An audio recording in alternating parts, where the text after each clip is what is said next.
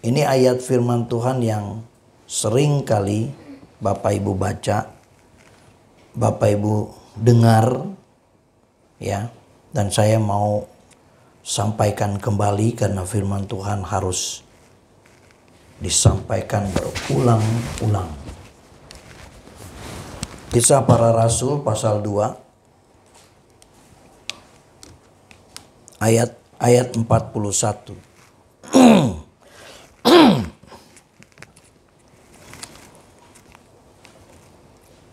Firman Tuhan berkata demikian. Orang-orang yang menerima perkataannya itu memberi diri dibaptis, dan pada hari itu jumlah mereka bertambah kira-kira 3.000 jiwa.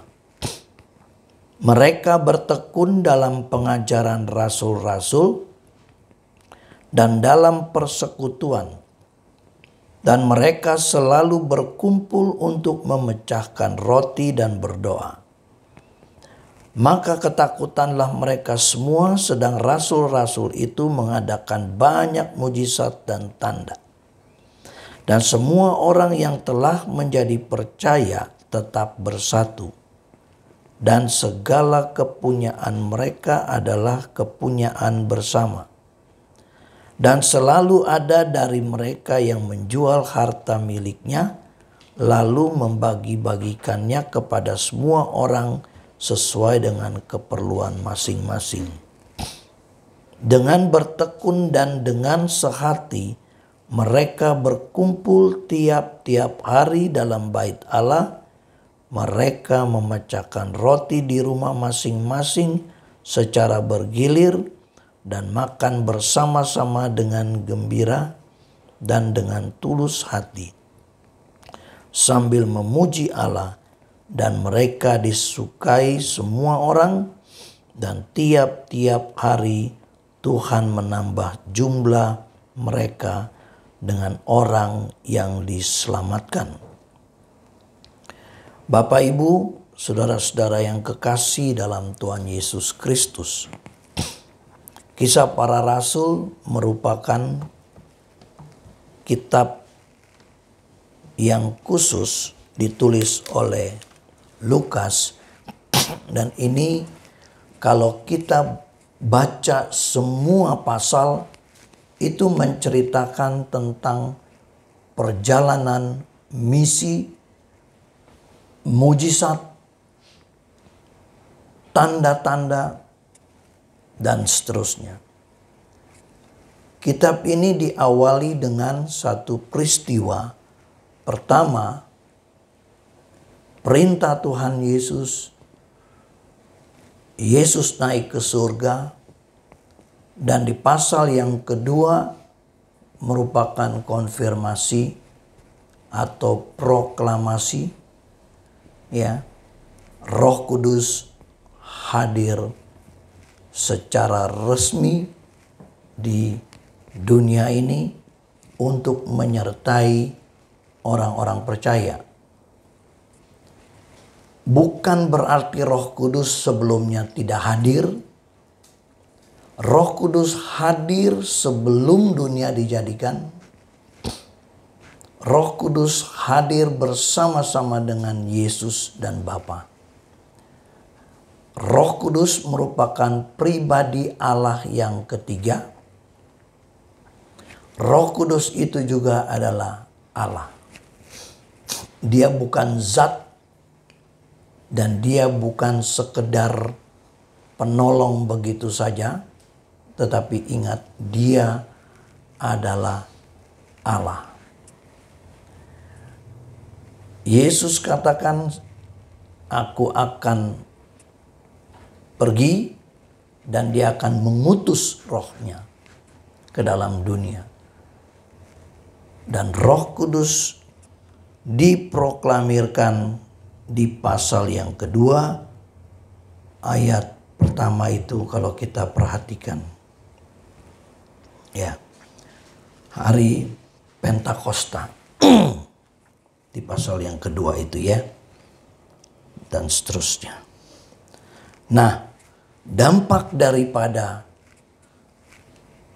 proklamasi kehadiran Roh Kudus, di situ para murid atau rasul menjadi percaya diri karena mereka yakin betul memiliki kuasa.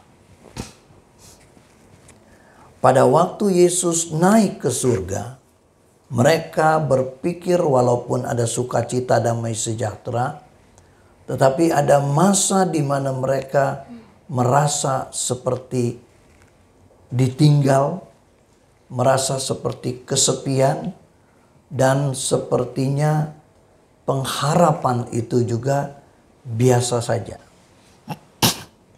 Ketika Roh Kudus disampaikan, diproklamirkan pada hari Pentakosta, di situ para murid tampil percaya diri dan mereka berbicara dengan bahasa-bahasa yang dikenal, yang dimengerti oleh orang-orang yang hadir pada saat itu. Jadi pada waktu hari Pentakosta ada banyak negara, paling enggak ada 16, itu hadir bersama, beribadah, memuji, memuliakan Tuhan. Dan disitulah Roh Kudus dicurahkan. Kemudian mereka berbicara, kemudian orang-orang yang ada mengerti, bahkan mereka bingung mengapa para murid, mengapa para rasul ini berbicara dalam bahasa kita bisa mengerti. Dengan pertanyaan seperti itu mereka sebetulnya menunjukkan dari mana para murid itu belajar dan kapan belajarnya. Kok bisa berbicara begitu lancar dengan bahasa-bahasa kita. Dan disinilah merupakan kuasa Allah yang maha tinggi, yang melebihi dari pikiran manusia. Jadi Roh Kudus itu memberikan kekuatan untuk mereka berbicara, memberikan hikmat, pengertian, pengetahuan untuk mereka berbicara dalam bahasa orang-orang yang hadir. Bahasa roh, kalau boleh dikatakan, sebenarnya itu harus bisa dipahami. Fungsi bahasa roh menyampaikan kebenaran yang kemudian bisa dimengerti. Makanya kalau ada yang berbahasa roh, harus ada yang menafsirkannya untuk dimengerti. Kalau kita kumpul, kita pakai bahasa yang sama, satu bahasa, sebetulnya bahasa roh tidak diperlukan. Kecuali untuk pribadi orang-orang tersebut. Dan itu pun tidak perlu diekspos. Kenapa? Karena percuma. Karena bahasa roh bersifat sebetulnya pribadi. Kalau kita mau melihat lebih luas lagi. Tetapi pada saat hari Pentakosta, mereka berbicara. Nah, di situ memang dikatakan titik awal orang berbahasa roh. Tetapi ingat, fungsi bahasa roh itu yang tadinya tidak bisa dimengerti menjadi bisa dimengerti. Yang tadinya terbatas orang-orang berbicara dalam bahasa yang sulit dipahami, tetapi ketika roh dicurahkan, disampaikan, dinyatakan itu, mereka bisa mengerti kebenaran firman yang disampaikan dalam bahasa masing-masing. Jadi yang tidak bisa dimengerti menjadi bisa dimengerti. Berbeda dengan orang-orang yang sekarang ini. Kita bahasa yang sama, ketika orang berbicara bahasa roh kita tidak bisa mengerti. Dan kemudian itu diekspos sedemikian rupa. Akhirnya tidak paham, tidak mengerti, dan bisa membahayakan orang-orang tertentu, sehingga bahasa roh yang ada dibuat-buat, dihafal, dan dipelajari. Padahal bahasa roh yang sesungguhnya tidak seperti itu. Kehadiran karunia bahasa roh itu adalah memberikan penjelasan tentang kebenaran firman, maksud Tuhan itu. Nah, dalam rentetan pencurahan Roh Kudus yang disampaikan, para murid tampil percaya diri menyampaikan kebenaran firman Tuhan dengan mujizat-mujizat dan tanda-tanda yang menyertai. Dan bukan itu saja, mujizat yang disampaikan, yang Tuhan buat melalui para murid, tanda-tanda yang Tuhan buat melalui para murid menghasilkan buah-buah pertobatan. Jadi ada banyak orang percaya kepada Yesus dan bertobat, memberi diri dibaptis. Artinya baptisan itu adalah untuk orang percaya. Jadi orang yang menyatakan diri saya percaya, orang itu dibaptis. Itu menunjukkan bahwa pada waktu itu pencurahan Roh Kudus disampaikan, ada mujizat-mujizat, ada tanda-tanda, kemudian ada pertobatan. Ada titik balik di mana orang yang hidup gelap kemudian berbalik arah menuju kehidupan yang terang. Nah, Roh Kudus bekerja sedemikian rupa menyertai para murid, para rasul. Nah, banyak orang bertobat, banyak orang percaya. Bahkan di sini dikatakan hari itu adalah 3.000 jemaat, 3.000 jiwa. Saya baca ayat yang 41. Orang-orang yang menerima perkataannya itu memberi diri dibaptis, dan pada hari itu jumlah mereka bertambah kira-kira 3.000 jiwa. Jadi pertambahan karena karya Roh Kudus sedemikian rupa dan menghasilkan 3.000.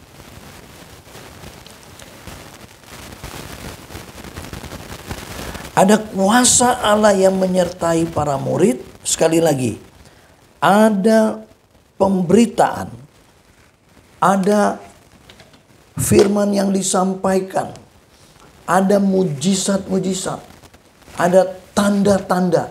Nah, mujizat dan tanda itu menghasilkan ada pertobatan. Ini penting sekali. Jadi tujuan Tuhan mengadakan mujizat-mujizat, tujuan Allah mengadakan tanda-tanda melalui orang percaya, dan pada saat itu melalui rasul, melalui mereka, tujuannya untuk orang kembali bertobat. Itu tujuan. Jadi sebetulnya mujizat dan tanda bukan show of force. Dan sebetulnya tidak dicari-cari atau tidak mengada-ada. Karena itu merupakan karya Roh Allah yang kudus. Karena untuk mengadakan mujizat bukan manusianya, bukan seolah-olah para rasulnya, bukan. Tapi karena mereka dilengkapi dengan kuasa Roh Kudus dan mereka begitu percaya diri, jadi Roh Kudus itu yang bekerja di dalam mereka untuk mengadakan mujizat dan tanda. Bapak Ibu perhatikan baik-baik bahwa mujizat dan tanda ini tujuannya membawa orang untuk percaya, bertobat. Kalau itu tidak terjadi, tidak ada artinya mujizat itu. Tidak ada arti yang signifikan. Jadi sekali lagi, mujizat dan tanda itu ada atau dilakukan atau itu terjadi, ingat tujuannya supaya orang bertobat. Dan mujizat dan tanda itu merupakan karya Allah di dalam Roh Kudus-Nya melalui orang percaya. Melalui orang yang sudah dijamah oleh Tuhan Yesus, melalui orang yang sudah terima Yesus. Ini menunjukkan bahwa setiap orang yang sudah percaya Tuhan Yesus bisa melakukan mujizat dan tanda kalau Roh Kudus merestui, menghendakinya. Jadi mujizat dan tanda bisa juga Bapak Ibu Saudara mengalaminya, bisa juga melalui Bapak Ibu Saudara mujizat dan tanda-tanda itu bisa terjadi. Amin. Bapak Ibu percaya ini? Jadi janganlah kita mengejar mujizat dan tanda semata-mata dari hamba-hamba Tuhan tertentu. Ingat, mujizat dan tanda tidak dimonopoli oleh orang-orang tertentu. Tidak. Berbahayanya kejatuhan banyak orang yang menamakan diri percaya terlalu menggandrungi mujizat dan tanda. Yang dikejar mujizat dan tanda. Kemudian melabel orang ini bisa lakukan mujizat dan tanda-tanda. Kalau kita berpikir seperti itu, pikiran kita sangat dangkal. Pemahaman firman Tuhan kita sangat dangkal. Karena yang membuat mujizat bukan pribadi itu, bukan manusia itu, bukan. Bukan para rasul, bukan. Melainkan Roh yang kudus yang menyertai para rasul. Itu yang buat mujizat. Dalam perkembangan iman berikut, banyak orang terjebak dengan pemikiran, dengan konsep bahwa sekali lagi melabel orang atau melabel hamba Tuhan sanggup buat mujizat. Kalau bukan melalui hamba Tuhan itu, mujizat tidak terjadi. Ini pemikiran yang sangat dangkal. Kalau Tuhan Yesus mau memakai kita untuk mengadakan mujizat-mujizat, bisa atau enggak?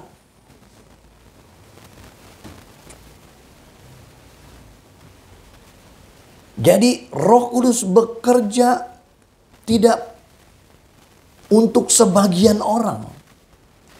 Roh Kudus bekerja untuk semua orang percaya.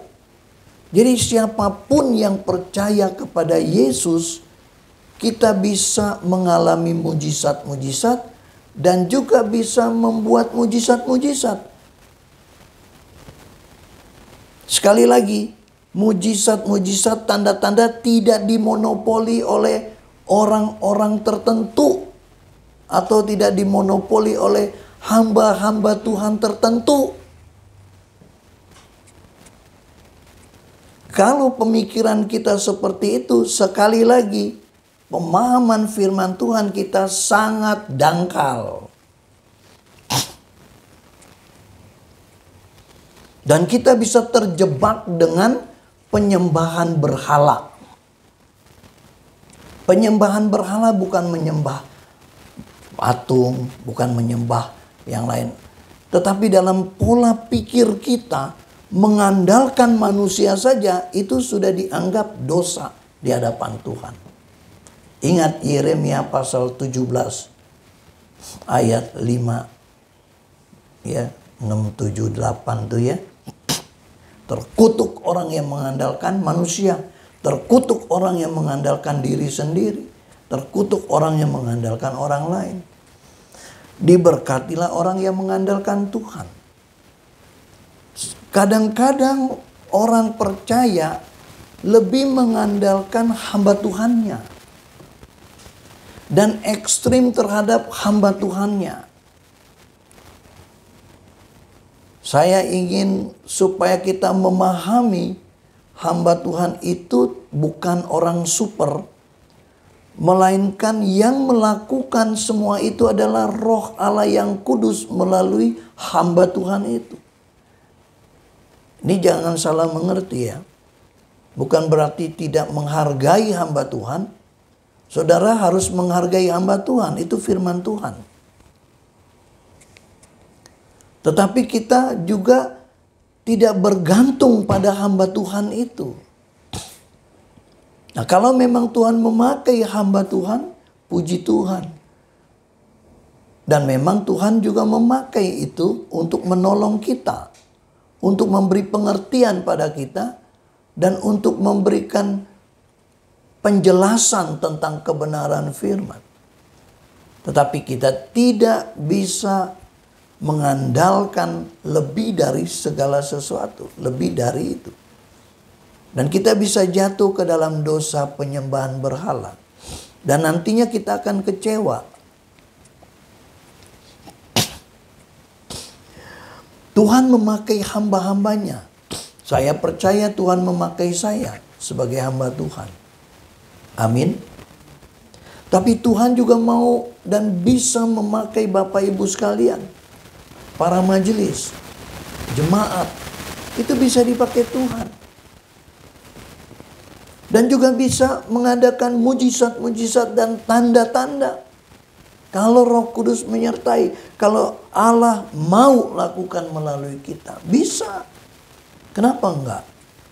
Karena tidak dimonopoli oleh orang-orang tertentu. Ingat baik-baik.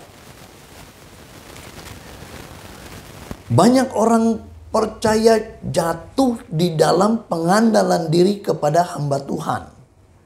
Menganggap hamba Tuhan ini punya karunia ini loh. Hamba Tuhan ini punya karunia ini dan sebagainya ya. Akhirnya kita bergantung mau melakukan sesuatu panggil hamba Tuhan ini. Dan akhirnya dampaknya adalah hamba Tuhan itu merasa superior. Dia merasa diri yang dipakai Tuhan dan tanpa disadari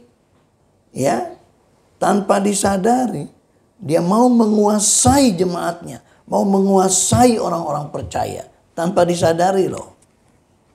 Kadang-kadang hamba Tuhan mau buat seperti itu, yang salah bukan hamba Tuhannya tapi jemaatnya. Orang-orang percaya yang terlalu mengelu-elukan.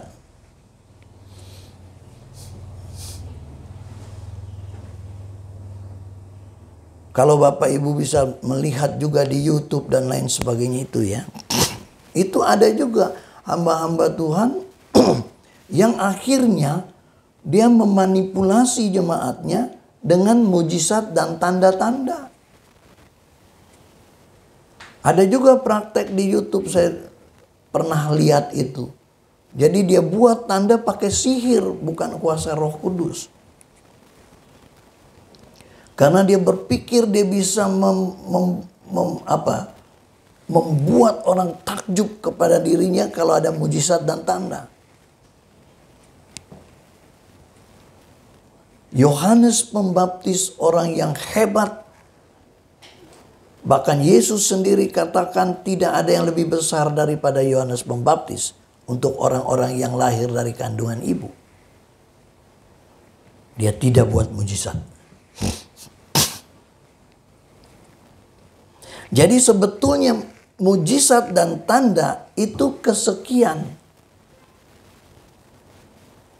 Ya, kesekian. Yang paling penting adalah pertobatan.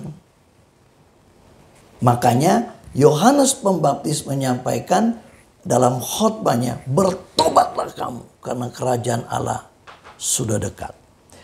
Yesus dalam pelayanannya dia sampaikan bertobatlah karena kerajaan Allah sudah datang.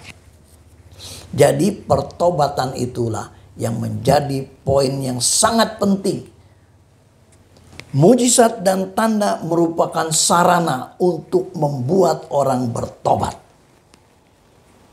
Tetapi mujizat-mujizat itu tidak menjadi jaminan untuk orang bertobat. Jangan lupa. Bukankah banyak orang mengalami mujizat-mujizat tapi tidak bertobat? Bukankah banyak orang yang sudah sakit kemudian disembuhkan tapi dia nggak bertobat? Bahkan juga ada yang katakan, kalau memang Engkau Tuhan, sembuhkan saya dari sakit ini.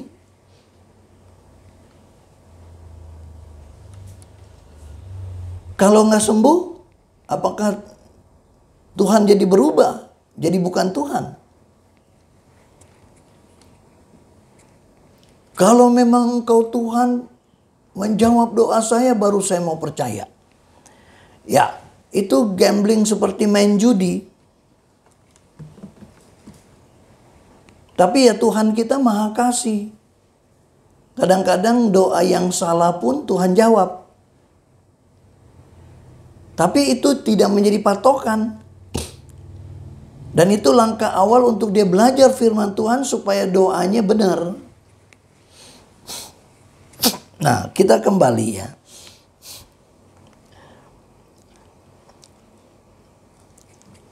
Ayat yang ke-42.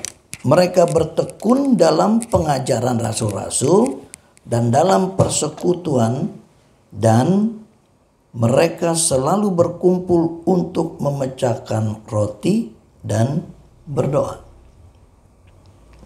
Setelah mereka percaya, bertobat, ya, ada follow up. Mereka bertekun dalam pengajaran rasul-rasul dan dalam persekutuan. Kalau kita menyampaikan kebenaran firman, kita mengadakan pelayanan misi, orang bertobat terima Yesus, katakanlah seperti itu, tidak bisa ditinggal. Dia harus masuk dalam pengajaran. Dia harus masuk dalam persekutuan. Kalau enggak, orang ini bisa menjadi orang yang lebih jahat dari sebelumnya. Orang ini bisa menjadi melawan. Dan pasti enggak jadi berkat. Oleh sebab itu betapa pentingnya pelayanan pekabaran Injil, pelayanan misi, harus ada follow up. Jadi tidak bisa datang dan pergi. Dengan istilah umum hit and run dalam pelayanan misi, dalam pekabaran Injil. Begitu juga dalam gereja.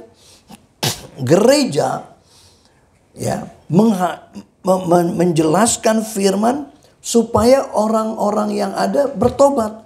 Setelah bertobat, belajar firman Tuhan. Dan di sini dikatakan mereka bertekun dalam pengajaran rasul-rasul. Bertekun, bukan hanya sekedar belajar, tetapi belajar yang terus-menerus secara intensif. Jadi kalau Bapak Ibu Saudara yang sudah bertobat, sudah terima Yesus, lalu tidak mau belajar firman Tuhan, ini berbahaya. Kita menjadi sombong rohani, merasa diri hebat, merasa diri pintar, lalu menghakimi orang. Kalau lihat orang lain gak beres, kita hakimi. Kalau lihat orang lain melakukan sesuatu yang gak sesuai, kita bisa menghakimi orang itu. Dan kita membatasi kuasa Tuhan bekerja dalam diri kita. Jadi pengajaran firman Tuhan harus diikuti. Untuk jemaat proskineo, ya, kalian mendapatkan pengajaran-pengajaran begitu rupa, dan firman Tuhan disiapkan selalu, ya, untuk dipelajari, untuk didiskusikan. Kalau saudara tidak memanfaatkan ini, saudara rugi. Dari mana dapat kekuatan iman kalau bukan dari firman Tuhan? Dan penting sekali untuk kita bersekutu bersama-sama, berkumpul bersama-sama. Sekarang memang ada pembatasan, tetapi kita diberikan Tuhan sarana untuk kita bersekutu, berkumpul. Dan ini sebetulnya kan nggak susah. Nggak susah. Tapi itu pun susah dilaksanakan. Nah, kalau itu terjadi, yang rugi siapa? Yang rugi diri sendiri.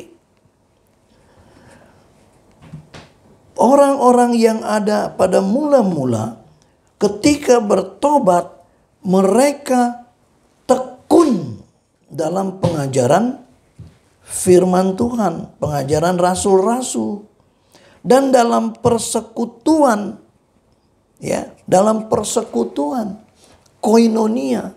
Ini penting. Jadi pertama itu marturia, pelayanan penginjilan. Kemudian setelah orang bertobat, masuk di dalam persekutuan, koinonia, bersekutu. Nah, di dalam koinonia itu ada diskusi, ada percakapan-percakapan, ada ungkapan-ungkapan, dan akhirnya kita tahu kesulitan anggota-anggota jemaat. Orang-orang percaya mengalami kesulitan ini, kesulitan itu. Disitulah ada diakonia. Diakonia yang melihat itu. Lalu bagaimana cara menolong orang-orang yang mengalami kesulitan di dalam jemaat. Orang-orang percaya yang bertobat. Kalau nggak ada persekutuan, mana tahu permasalahannya.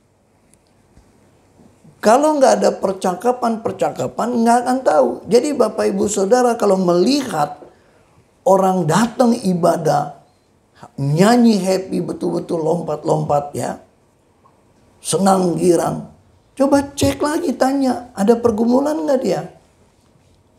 Kadang-kadang pergumulannya jauh lebih berat dari kita. Kadang-kadang orang hanya melampiaskan sukacita dia cari. Itu hanya ekspresi yang diungkapkan seperti itu. Memuaskan secara psikologis saja. Tetapi tidak memberikan jawaban terhadap permasalahan yang dihadapi. Itu bukan gereja seperti itu. Gereja tempat orang bersekutu, berkumpul, sharing of life, sharing firman Tuhan. Ya, berbagi, kemudian berdoa bersama. Kalau tidak bisa membantu lebih, paling tidak mendoakan bersama-sama pergumulan satu sama lain. Itu gereja. Tetapi yang seperti ini tidak terlalu digandrungi. Dianggap itu mau campuri urusan orang lain. Dianggap itu buang waktu. Untuk apa kita kumpul-kumpul itu? Dan ini, untuk apa orang lain mau tahu urusan saya? Untuk apa orang lain tahu pergumulan saya? Nah, kalau persekutuan umat Tuhan yang percaya, dia bisa memegang rahasia, dia bisa mengetahui permasalahan teman satu sama lain, dan tidak membuli mereka, tidak menceritakan mereka, tidak menjelek-jelekan mereka, melainkan pergumulan itu dibawa kepada Tuhan menjadi pokok doa pribadinya, supaya Tuhan tolong orang-orang ini. Itu fungsi persekutuan, fungsi koinonia. Di gereja kita kan lengkap. Ada marturia, ada koinonia, ada diakonia. Itulah trilogi panggilan gereja. 3 hal ini harus ada di dalam gereja. Kalau gereja mau bertumbuh, hidup, ya, itu harus ada penginjilannya. Marturia harus berjalan. ketika marturia berjalan seperti terobosan, kemudian menghasilkan jiwa-jiwa baru, di situ masuk koinonia. Berkumpul bersama, berdoa dan seterusnya. Oh, sudah tahu pergumulan A, pergumulan B, pergumulan C dan seterusnya, bawa dalam doa. Dan kemudian itu tim diakonia berfungsi di situ. Nah, itu berjalan terus-menerus, ada kesinambungan dan juga ada doa yang terus dibawakan, dan biarlah ada mujizat tanda itu terjadi. Nah, jemaat mula-mula seperti itu, dan ini sebetulnya menjadi patron di dalam kehidupan orang-orang percaya dari generasi ke generasi, dari abad ke abad. Dan ini sudah terjadi paling tidak 20 abad yang lalu. Tetapi ini masih relevan dan seharusnya gereja seperti itu. Gereja memiliki kuasa Allah. Roh Allah menyertai gereja. Dan gereja melaksanakan pelayanan panggilan Tuhan, panggilan gereja yang 3 ini. Marturia, koinonia, dan diakonia. Sekali lagi, mereka berkumpul, mereka bertekun dalam pengajaran rasul-rasul dan dalam persekutuan. Dan mereka selalu berkumpul untuk memecahkan roti dan berdoa. Berkumpul untuk memecahkan roti dan berdoa. Artinya ada konsumsi lah, kira-kira begitu. Kalau sekarang kita ya makan di tempat masing-masing lah ya. Kita kumpul aja di tempat masing-masing secara virtual ya. Nih yang kumpul bisa dari Bintaro, dari mana lagi? GIS ya, dari Kamboja, dari BSD, dari Gading Serpong, dari mana lagi? Dari mana tuh daerahnya Panarji itu? Dari Priang, bahkan dari Bali, ya kan? Dari Pademangan, dari Bali, Pak Flo, Bung Iel. Nah, itu kumpul. Pak Doli ada di Surabaya ya tadi ya. Nah, bisa berkumpul tapi di tempat masing-masing. Nah, ini merupakan salah satu sarana yang Tuhan berikan kepada kita untuk tetap bisa terpelihara persekutuan itu. Dan memang yang penting adalah persekutuan roh. Persekutuan roh yang dimaksudkan itu adalah dimanapun kita berada, kita tetap saling mendoakan, tetap saling menjaga. Itu persekutuan roh.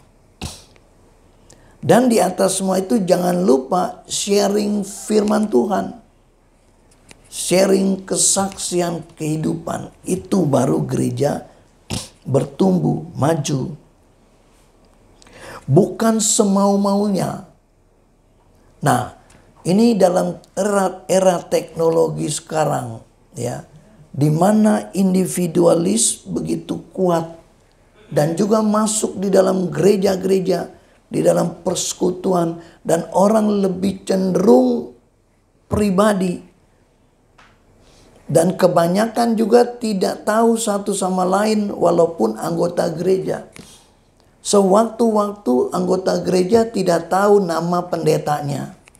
Saya pernah tanya beberapa orang, saya gereja di sini Pak. Oh gitu ya. Gembalanya siapa? Aduh saya lupa tuh Om. Jadi bukan banyak lah ya. Beberapa orang yang saya temuin, dia aktif datang ke gereja tapi habis itu pergi. Gereja mana? Dia sebut gereja A. Nama pendetanya nggak tahu. Habis yang khotbah juga ganti-gantian Om, katanya begitu. Ya satu sisi mungkin khotbah ganti-gantian ada baik. Tetapi di sisi lain menyangkut masalah pengajaran, ini juga berbahaya sebetulnya. Sebagai hamba Tuhan, sebagai gembala, seharusnya dia punya tanggung jawab terhadap gereja, jemaatnya. Dia memberikan makanan secara rohani kepada jemaatnya, yaitu firman Tuhan. Dan itu tugas tanggung jawab dari gembala jemaat. Ya memang sekali-sekali bolehlah kita untuk refresh, undang pengkhotbah dari luar. Tapi kita juga tahu bagaimana prinsip pemahaman firman Tuhannya. Berbahaya kalau orang baru bertobat dikasih khotbah. Baru bertobat dikasih bersaksi aja berbahaya. Bahaya. Nah, yang berkembang kebanyakan gitu, baru bertobat sudah khotbah keliling. Lalu apa yang dikhotbahkannya? Seringkali terjadi menjelek-jelekan orang. Kalau dia dari agama sebelumnya, dia pindah jelekin agama yang lama. Kebanyakan kan begitu. Coba perhatikan. Bukan penggalian firman Tuhan yang disampaikan, melainkan menjelekkan agama lain. Menjelekkan iman yang sebelumnya. Lebih parahnya lagi menjelekkan, ya semua orang jelek di hadapan dia. Kenapa?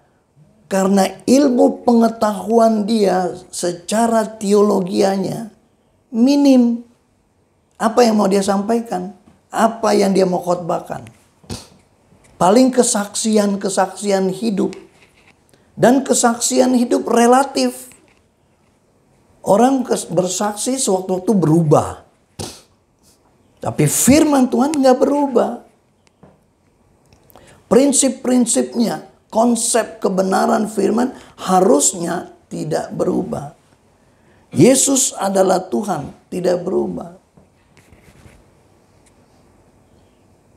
Bahayanya kita lebih percaya kepada orang-orang yang menyampaikan firman yang hanya guyon-guyon doang. Tidak ada inti, tidak ada ulasan, tidak ada eksegese firman itu sendiri. Dan yang khotbahnya buat orang ketawa-ketawa itu yang digandrungi. Nah, tidak salah. Tetapi tidak semua benar. Firman Tuhan atau khotbah apalagi di mimbar, yang harus disampaikan adalah firman Tuhan. Firman-Nya Tuhan. Itu yang harus disampaikan.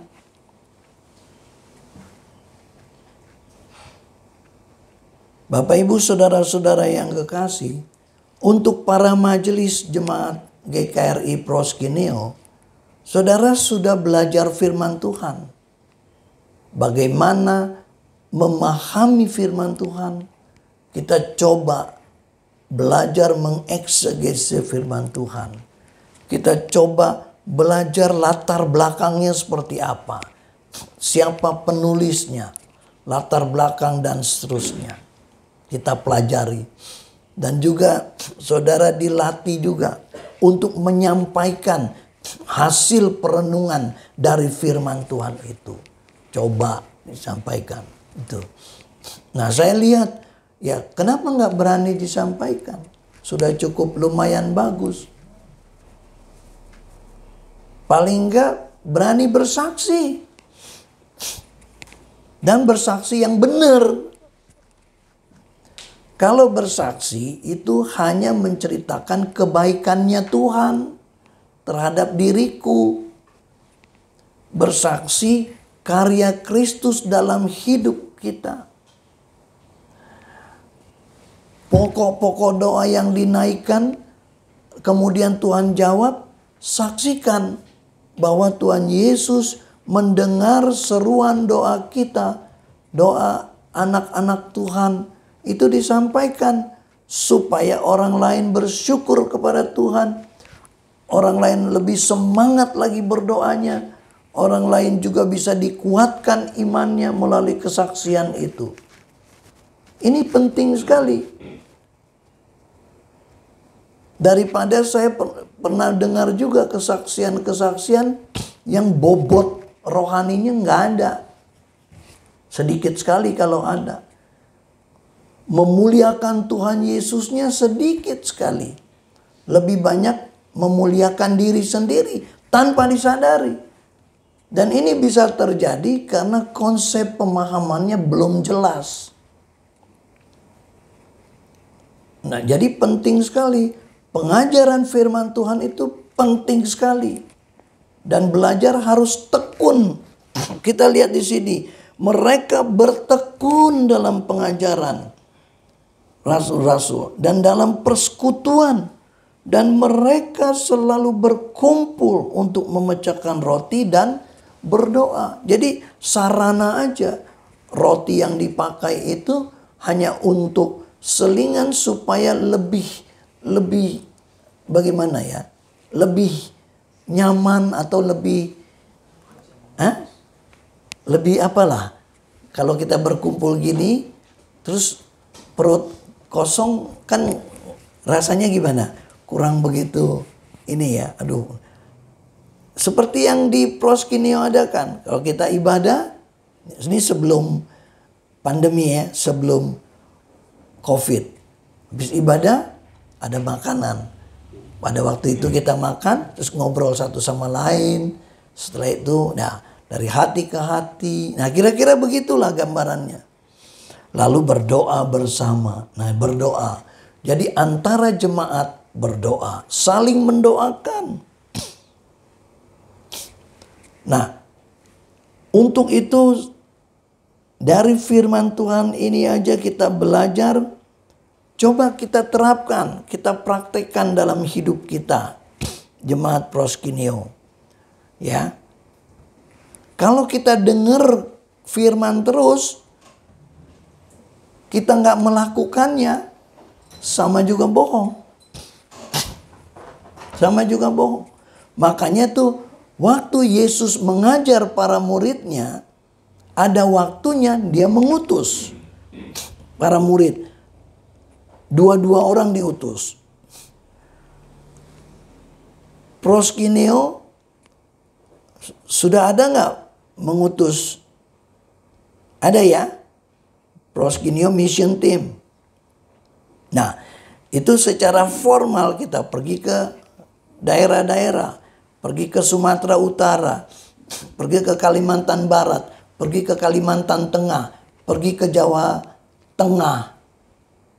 Ya, kemana lagi tuh? Ke beberapa tempat lah ya kita pergi. Tetapi ini juga perlu kita diutus ke orang sekitar, ke tempat-tempat yang tidak jauh. Kita punya pelayanan misi, ya, ke sini dan ke sana. Nah itu perlu. Jadi minimal majelis yang ada, yang sudah belajar firman Tuhan, praktekkan untuk pelayanan misi. Praktekkan. Bersaksi, ya. Sampaikan. Cari jiwa.